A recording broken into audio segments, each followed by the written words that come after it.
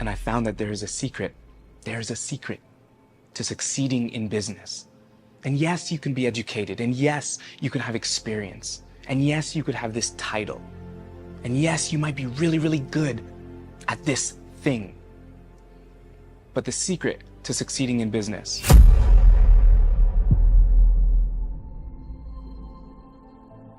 and if our practices and policies, because the pop is, yes, the power of personality, but it's also people over policy. It's us keeping in mind that we make the policies for the people and not the other way around. The principle is this: culture is water. It either fits or it flows. And I'll explain. So from now on, think of culture as water. Is the culture that we're trying to cultivate here, is it supposed to fit into this cookie cutter thing that we've designed? Or is it supposed to do what water does and flow?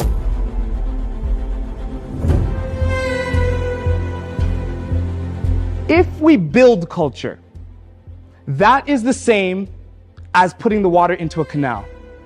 You come into this organization that I've had for 12 years, I've built up the canal to do this, and then go this way, and then drain that way, and that water, which is culture, comes into that, and it does what you've designed it to do.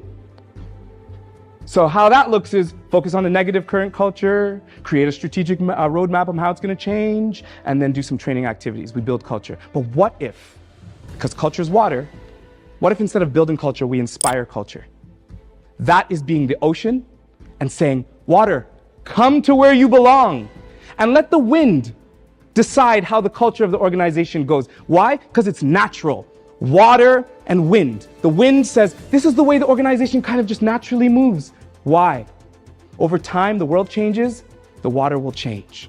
But if we have to break down that canal every single time the world changes, that's going to get expensive, and that's going to be difficult to do. Culture is water. Don't let it just fit into a bunch of policies.